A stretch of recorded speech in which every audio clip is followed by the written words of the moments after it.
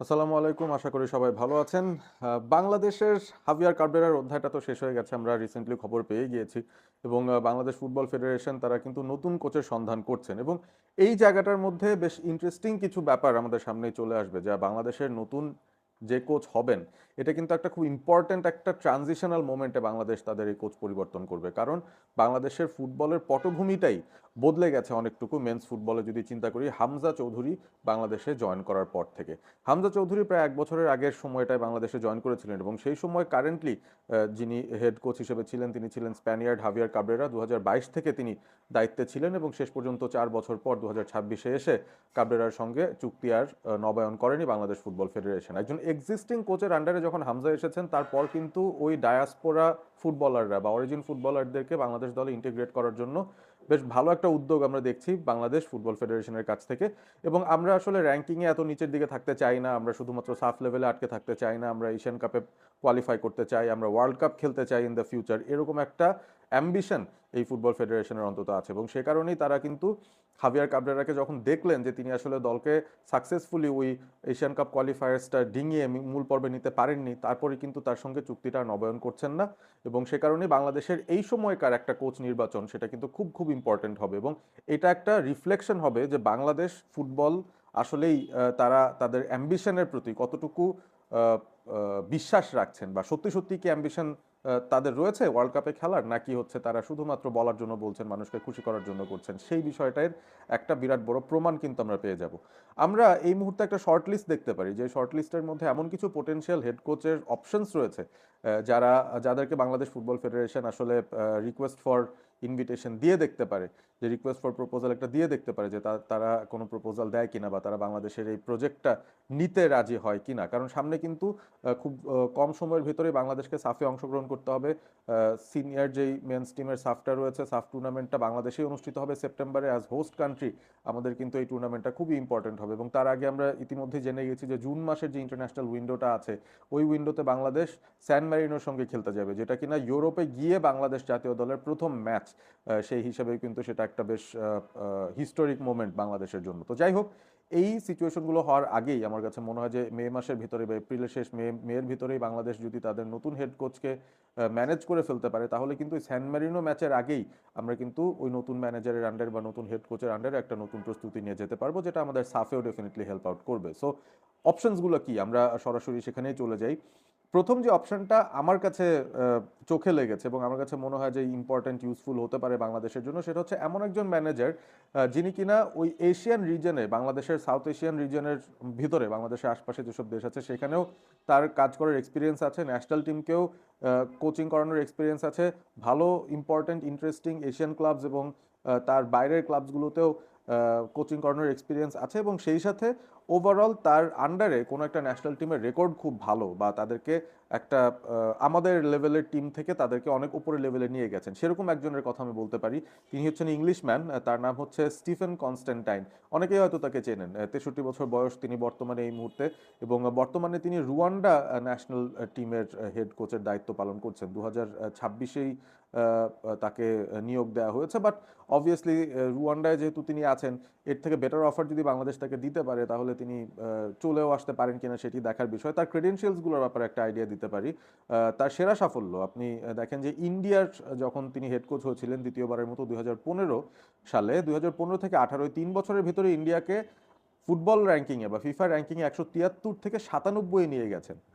এইটা কিন্তু তার জন্য সবচেয়ে বড় একটা ক্রেডিটের ব্যাপার, এবং ইন্ডিয়ার মতো দলকে, আমাদের সিমিলার কনটেক্সট, সিমিলার স্ট্রাকচার, এই ধরনের একটা দেশে এই দলটাকে যখন তিনি এত লম্বা একটা ধাপ পার করে দিতে পেরেছেন 3 বছরের ভিতরে, বাংলাদেশে তিনি আসলে ইংলিশ কোচ, তার জন্য কিন্তু নতুন একটা চ্যালেঞ্জ হবে এবং নতুন একটা পরিস্থিতি হবে, যেখানে বেশ কিছু ফরেন রিক্রুটকেও তিনি পাচ্ছেন, বা অরিজিন ফুটবলারদেরকেও তিনি পাচ্ছেন, তাদের নিয়ে কাজ করে ডেফিনেটলি একটা অ্যাম্বিশাস প্রজেক্টে তিনি এগিয়ে যেতে পারেন। বাংলাদেশ তাকে নেবে কি নেবে না সেটা পরের বিষয়। রুয়ান্ডাতে এই মুহূর্তে তিনি আছেন, সেখান থেকে তাকে নিয়ে আসা যাবে কি যাবে না সেটাও একটা অন্য বিষয়। তবে তার আরও কিছু ক্রেডেনশিয়ালস রয়েছে, যেমন তিনি নেপালের হেড কোচ হয়েছেন, মালাউইর হেড কোচ হয়েছেন, সুদানের হেড কোচ হয়েছেন, পাকিস্তানের হেড কোচ হয়েছেন, এবং কারেন্টলি রুয়ান্ডার, অর্থাৎ বেশ কয়েকটা ইন্টারন্যাশনাল টিমের তিনি কিন্তু হেড কোচের দায়িত্ব পালন করেছেন। যদি ক্লাবের কথা বলি, তিনি ইস্ট বেঙ্গলের হেড কোচের দায়িত্ব পালন করেছেন। সাইপ্রাসে পাফোস, যে দলটা ইউরোপিয়ান কম্পিটিশনসও খেলে, সেই দলেরও হেড কোচ হয়েছিলেন, এবং অ্যাপোলন গ্রিসের এই দলটারও তিনি হেড কোচ হয়েছিলেন। সুতরাং তার কিন্তু ক্রেডেনশিয়ালস রয়েছে, এবং মোস্টলি তার ব্যাপারটা আমার সবচেয়ে ইমপ্রেসিভ যেটা আমার কাছে লাগে সেটা হচ্ছে বাংলাদেশের মতো সিমিলার সাউথ এশিয়ান একটা টিম, সেই কালচার সেই কনটেক্সটের একটা টিমকে তিনি ভালো একটা লেভেলে নিয়ে গিয়েছিলেন। তাদেরকে বেশ অনেকগুলো ধাপ পার করে র্যাঙ্কিং অনেক উপর দিকে নিয়ে যেতে সক্ষম হয়েছিলেন। এবং এই স্টিফেন কনস্ট্যান্টাইন তার ইন্ডিয়ার ন্যাশনাল টিমের ম্যানেজার হিসেবে সবচেয়ে বেস্ট উইন রেকর্ডটা আছে পার্সেন্টেজের হিসেবে, 50% উইন রেকর্ড তার আছে, যেটা আশপাশে অন্য কারো নেই বলা যায়। সো তার সাকসেস রেটটা ভালো। এবং তিনি যেহেতু ইংলিশ ম্যান, আমার কাছে মনে হয় যে হামজা চৌধুরী বা সমিত সোম, ফাহমিদুল যারা রয়েছেন, তাদের সঙ্গে কিন্তু তার কমিউনিকেশনটাও বেশ ভালো হবে, এরকমই একটা বিশ্বাস আমার রয়েছে। তো যাই হোক, আমরা পরের অপশনটা যে সেটা আরো অ্যাম্বিশাস, স্লাভান বিলিচ। যারা ইংলিশ প্রিমিয়ার লিগ দেখেন তারা তো নিশ্চয়ই জানেন স্লাভান বিলিচের কথা। তিনি ওয়েস্ট হ্যামের, খুব ফেমাসলি ওয়েস্ট হ্যাম দলটার হেড কোচ ছিলেন, ম্যানেজার ছিলেন। সেই 2015-16 মৌসুমটা আপনাদের মনে থাকার কথা, তার আন্ডারে দিমিত্রি পায়েত, এই ফ্রেঞ্চ সুপারস্টার, তিনি কত দারুণ পারফর্ম করেছিলেন, এবং ওয়েস্ট হ্যাম তাদের প্রিমিয়ার লিগের সেরা পজিশনটাই শেষ করতে পেরেছিল, সপ্তমে শেষ করেছিল তারা লিগে, যেটা স্লাভান বিলিচের সেরা সাফল্য ছিল। এবং এই ক্রোয়াট, যিনি এই মুহূর্তে 57 বছর বয়সী, তিনি কিন্তু শুধুমাত্র ওয়েস্ট হ্যাম না, তিনি ওয়েস্ট ব্রম, ওয়াটফোর্ড, এই দুটো প্রিমিয়ার লিগ ক্লাবকেও তিনি কোচিং করিয়েছেন। এবং এর সাথে লোকোমোটিভ মস্কো, বেসিকতাস, অর্থাৎ রাশিয়া, এবং আপনার টার্কিতেও কিন্তু তার হেড কোচের দায়িত্ব পালন করার সেই অভিজ্ঞতাটা রয়েছে। আর যদি আপনি এশিয়ার কথা বলেন, সে জায়গাতেও কিন্তু তিনি কাজ করেছেন। সৌদি আরবের দুটো ক্লাব, আল ইত্তিহাদ এবং আল ফাতেহ, এই দুটো ক্লাবেও তিনি হেড কোচ হিসেবে ছিলেন, এবং চাইনিজ সুপার লিগে তিনি বেজিং গুয়াউন দলটার হেড কোচ হিসেবে ছিলেন। অর্থাৎ তার সিভিটা বলতে গেলে যে খুবই খুবই সমৃদ্ধ সিভি, এবং তিনি খুবই রিনাউন্ড একজন ফেস। আপনারা খুব ভালো মতনই চিনবেন তাকে। তবে তিনি কি একটু বেশি হাই প্রোফাইল হয়ে যাবেন কিনা বাংলাদেশের জন্য, সেটা একটা বিষয়। কারেন্টলি তার যে সুবিধাটা সেটা হচ্ছে তিনি কোনো দলের সঙ্গে এই মুহূর্তে চুক্তিবদ্ধ নন, অর্থাৎ তিনি ফ্রি আছেন। তাকে যদি বাংলাদেশ ইমিডিয়েটলি অ্যাপ্রোচ করে তাদের প্রজেক্টটা বলতে পারে, তাহলে তিনি হয়তো ইন্টারেস্টেড হলেও হতে পারেন, যেহেতু ইংলিশ ফুটবলের এক্সপিরিয়েন্স তার রয়েছে, এবং তিনি জানেন যে হামজা এই দলটার মূল মন্ত্র, তাকে ঘিরেই একটা দল সাজাতে হবে অন্তত আগামী কয়েক বছরের জন্য। তো সেই জায়গা থেকে তিনি ইন্টারেস্টেড হলেও হতে পারেন, এবং বাংলাদেশের যে ফ্যান ফলোয়িং, যে ফ্যান বেস, সেটাও তাকে নিশ্চয়ই আকৃষ্ট করলেও করতে পারে। আমরা আরও একজন ম্যানেজারের কাছে যাই, একটু লো প্রোফাইল বলা যায়, লুসিয়ানো থিলার।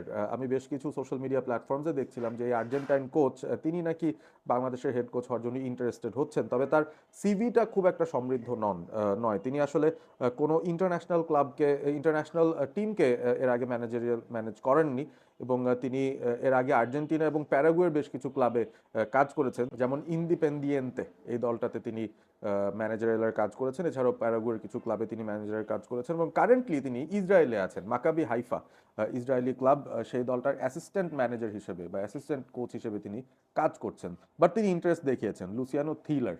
তো দেখা যাক, তার ব্যাপারে খুব একটা বেশি আসলে ধারণা করতে পারছি না তিনি আসলে কেমন হতে পারেন। ইগোর স্টিমাচ, তিনি ইন্ডিয়া দলের হেড কোচের দায়িত্বে ছিলেন এই বছরের, ইনফ্যাক্ট গত বছরের শেষ পর্যন্ত তিনি ছিলেন দায়িত্বে। তারপর নতুন এক হেড কোচকে নেওয়া হয়েছে, এবং এই ক্রোয়াট, তিনিও কিন্তু অনেক এক্সপিরিয়েন্সড, এবং তিনি যেহেতু ইন্ডিয়ার হেড কোচের দায়িত্ব পালন করছেন, ক্রোয়েশিয়ার হেড কোচের দায়িত্ব পালন করেছেন একটা সময়, তিনিও একটা অপশন হতে পারেন এই এই দলটাকে ম্যানেজ করার জন্য। এবং হয়তো দেশের কনটেক্সট, ফুটবল কালচারটা তিনি ভালো বুঝতে পারবেন, যেহেতু তিনি ইন্ডিয়ার কোচ হিসেবে অনেকদিন কাজ করেছেন। আমরা জেমি ডের কথা বলতে পারি, বাংলাদেশের আমার মনে হয় প্রথম প্রপার ফেমাস হেড কোচ, যিনি টানা 4 বছর কোচিং করিয়েছিলেন, 2018 থেকে 2022। এবং সেই সময় জেমি ডের আন্ডারে বাংলাদেশ দলটার একটা ফিজিক্যাল ফিটনেসের উন্নতি আমরা দেখছিলাম। খেলার স্টাইল ডিফেন্সিভ কাউন্টার অ্যাটাকিং থাকলেও তাদের ফিজিক্যালিটির দিক থেকে আমরা খুব ভালো একটা প্রোগ্রেশন আমরা দেখছিলাম। এবং এই যে জামাল ভুইয়ারা কিংবা আনিসুর রহমান জিকোরা, তারা কিন্তু এই জেমি ডের আন্ডারেই বলতে গেলে তারকা হয়ে গিয়েছিলেন। সো এই জেমিরে এই মুহূর্তে রয়েছেন ইংলিশ লিগ টুর একটা দল, মিল্টন কেইনস ডনস, এই দলটার তিনি অ্যাসিস্ট্যান্ট কোচ হিসেবে আছেন। তবে তাকে কি আবার আমরা ফিরিয়ে আনতে পারি কিনা, এখন তো কনটেক্সট আরো বেটার, এখন হামজা এসেছেন, সমিত এসেছেন, ফাহমেদুল এসেছেন, জায়ান আহমেদ এসেছেন, এবং পরবর্তীতে আরো নিশ্চয়ই কিছু অরিজিন প্লেয়ার্স, কোয়ালিটি প্লেয়ার্সকে আমরা দলের মধ্যে পাবো। সো এই কনটেক্সটে, নতুন সিচুয়েশনটাই, নতুন চ্যালেঞ্জটা কি জেমি ডেকে আমরা আবারও দিতে পারি কিনা, তাহলে কিন্তু আমাদের সুবিধা হতে পারে। মানে অ্যাডজাস্ট করতে, অ্যাক্লামেটাইজ করতে খুব একটা বেশি তার সমস্যা হওয়ার কথা নয়। সো এটাও একটা অপশন আছে। এবং শেষ যে অপশন সেটা হচ্ছে পিটার বাটলার, যিনি এই মুহূর্তে বাংলাদেশ উইমেন্স টিমের সাথে কাজ করছেন।